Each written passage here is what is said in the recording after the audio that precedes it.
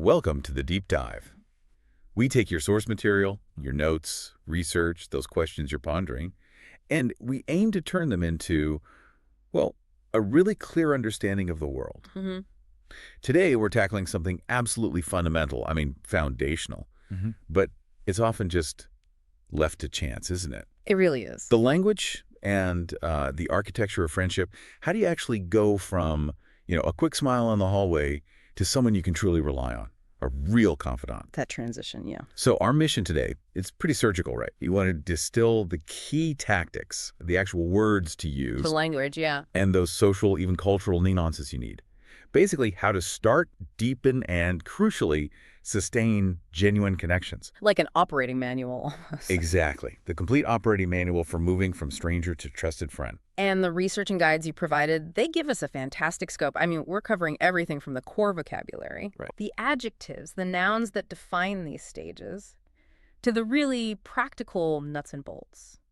Conversation starters, setting boundaries, which is huge. Huge. And even Certainly. handling those tricky cross-cultural things like Right. punctuality or, how you split a dinner bill. Yeah, avoiding that awkwardness. And this isn't just like a fluffy, feel-good topic. Not at all. The material was absolutely clear on this. Friendship builds essential safety nets. It literally shapes our sense of belonging, protects our mental health, Definitely. and it gives you that belief, that vital belief, that there's someone out there who can look you in the eye when things get rough and just say, I've got you. That's the core value, really. It is. Okay, so let's unpack this. Where do we start?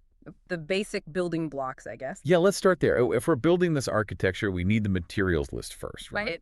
So the core language, it relies on specific adjectives, specific nouns that signal value, signal commitment, Okay. adjectives that keep coming up universally for a good friend.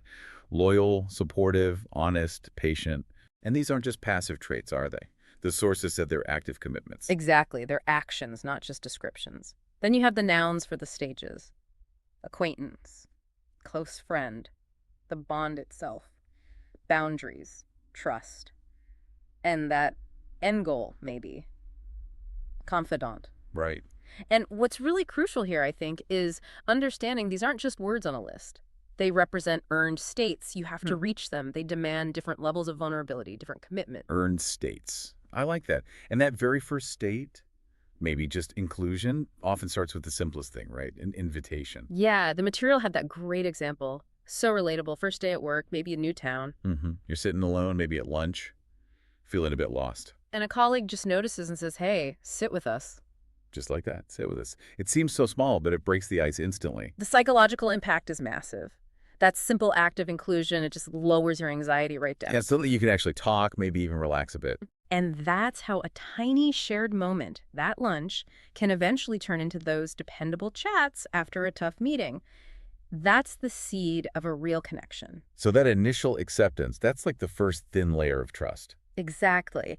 And the research really focuses on this idea. Trust isn't built with one big dramatic act. No grand gestures needed. Not usually. The foundational mechanism is, and I love this phrase from the material, stacking small promises kept. Oh, that's good. Stacking small promises kept.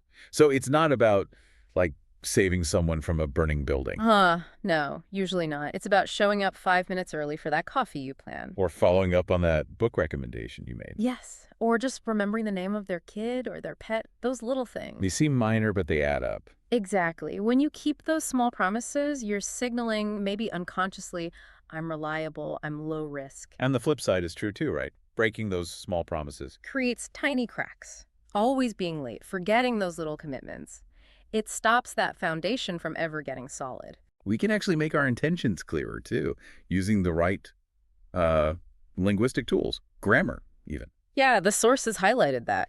Using the right tense makes a difference. Simple present for those universal truths you both believe in, like good friendships need honesty, states a principle. Okay. And present perfect is great for shared experiences that have lasted. I have stayed close with my university roommate for 10 years. So it signals endurance.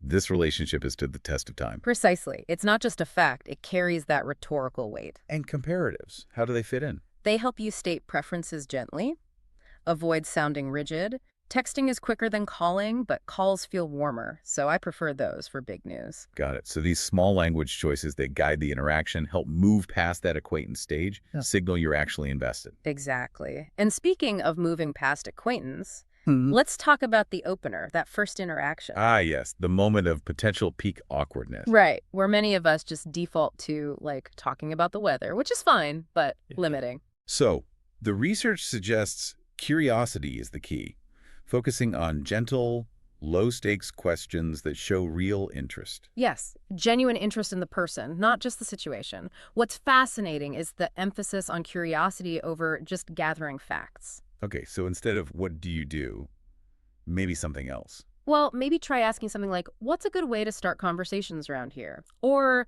say you're at a cafe. Could you recommend a good pastry here, and why do you like it? Ah, the why. That's the important bit, isn't it? Totally. Asking for the reason, the why, is so much more engaging than just what. Because reasons reveal personality, right? Yeah. Habits, little stories. Exactly. You learn their taste, their values, not just the name of a cake. And the setting matters too, you mentioned, where you try to connect. Immensely. If you're aiming for something deeper, choose settings where shared activities make small talk almost effortless. Like community classes, book clubs, volunteering. Right.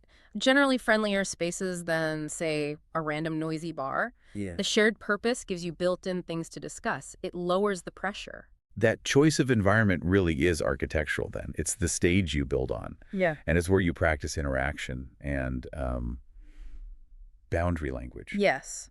And the no pressure phrase came up as absolute gold in the research. How so? When you invite someone, adding something like, feel free to join if you want, but absolutely no pressure if you need a quiet night. I see. It keeps the door open. Exactly.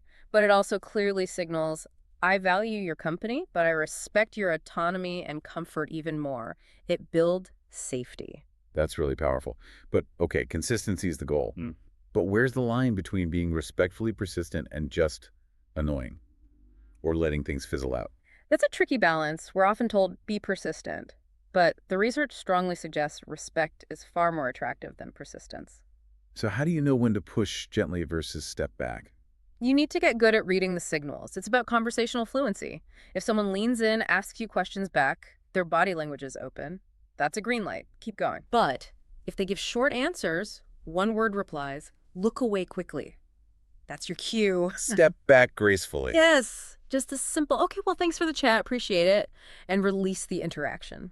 Pushing too hard just signals neediness, not genuine friendship potential. Right, that makes sense. Yeah. Okay, so we've broken the ice, navigated the first few chats, now the next level, deepening the bond, moving from acquaintance to actual close friend. And this needs two big things, according to the sources. Deliberate consistency and measured vulnerability. Consistency and vulnerability. Absolutely. Yeah. That Tuesday Circle book club example from the material illustrated this perfectly. Remember, they were patient, supportive, even for slow readers. Yeah, that regular meeting, that rhythm. It became a steady anchor during busy times. You move past surface level stuff by just being there reliably, even if the activity itself isn't earth-shattering. The reliability over novelty, often. Now, how do we propose deeper connection? Or maybe just manage the existing connection gracefully, respecting boundaries. The language here is key again, especially when setting boundaries. The sources really emphasize using because and so. It makes a huge difference. How does that work? Well, think about it. Just saying I can't talk after 9 feels a bit abrupt, maybe demanding. Yeah, a bit like a rule. But if you say, I'm usually offline after 9 because I really need some quiet time to unwind, so I'll reply first thing tomorrow, see the difference. Oh, completely. It explains the need, assures them of follow-up. Yeah.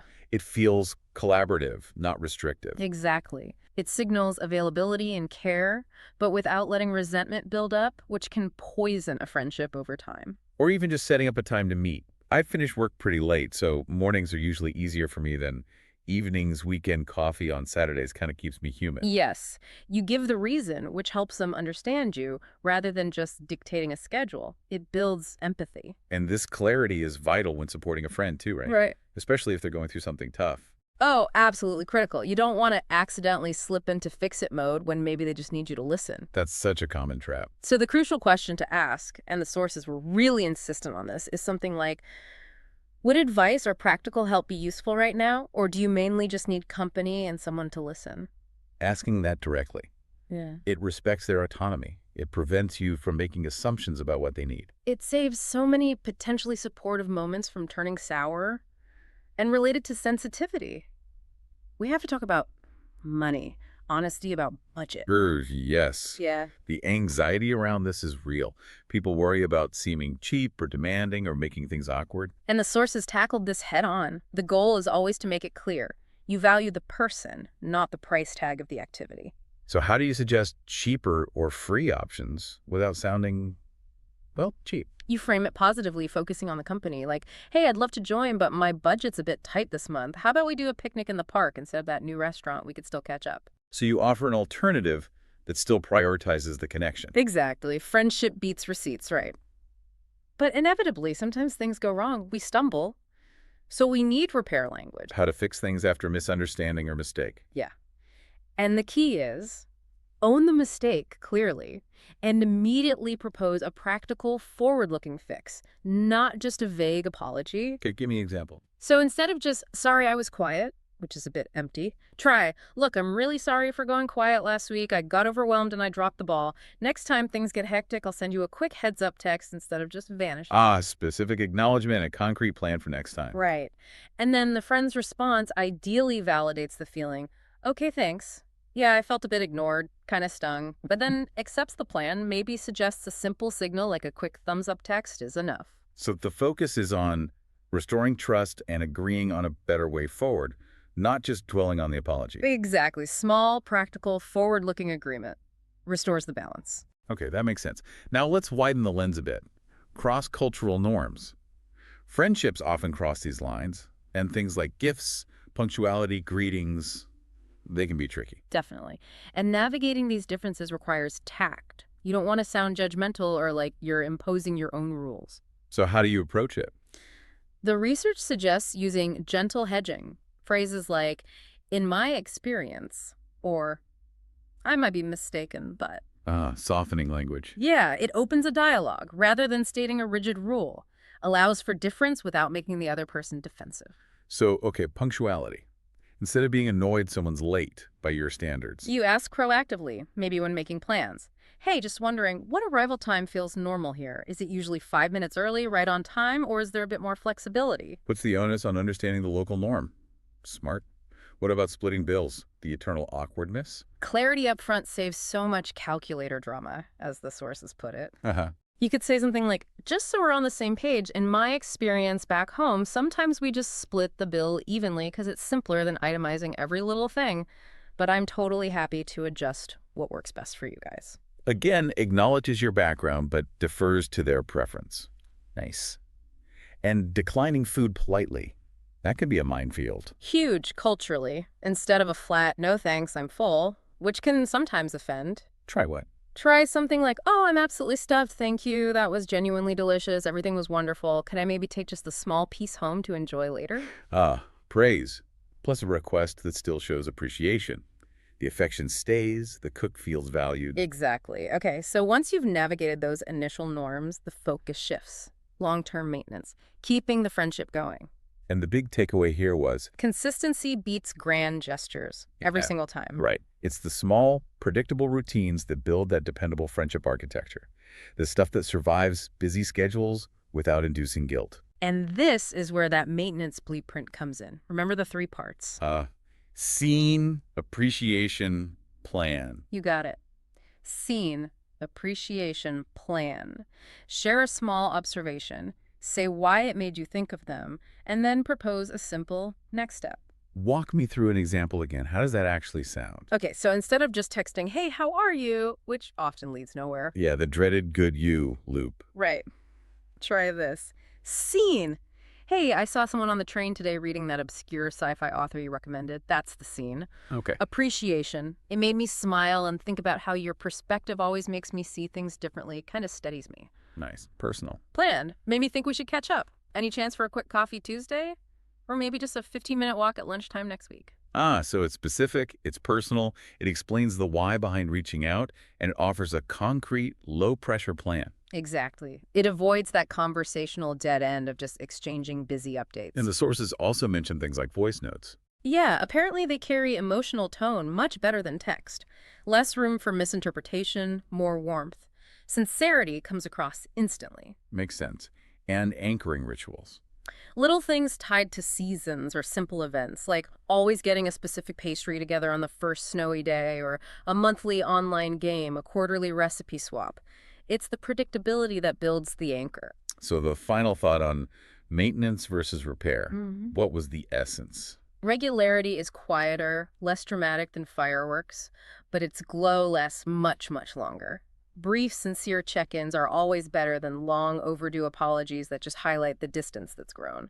Imperfect consistency beats dramatic, infrequent bursts. Absolutely. Friendship isn't something you just find and then passively possess. It requires that conscious, ongoing decision to tend to the structure you've built together. Okay, so we've covered a lot. We've walked through the architecture, defining the language, choosing the right settings, Leading with curiosity, setting those clear boundaries, using because and so. and then sustaining it all with those predictable, low effort rituals. The core lesson, really pulling it all together from the sources. It seems to be that friendship isn't found by luck or accident, it's actively built. Built by keeping those small promises again and again. Reliability becomes your calling card. Consistency is the silent language of trust. Well put. So since we know that maintenance is lighter than repair, here's a final thought for you, the listener, to maybe chew on this week. What one simple, cost-conscious, weekly ritual will you commit to this week to protect and nurture a key relationship? Could be tiny. Yes, super tiny. A 5-minute walk and talk call, a 1-minute voice note, just describing something cool you saw. Maybe just scheduling a simple tea break together on Sundays. Just make one tiny promise. And keep it. Thanks for diving deep with us today. We're definitely cheering for your quiet rituals and maybe even some brave invitations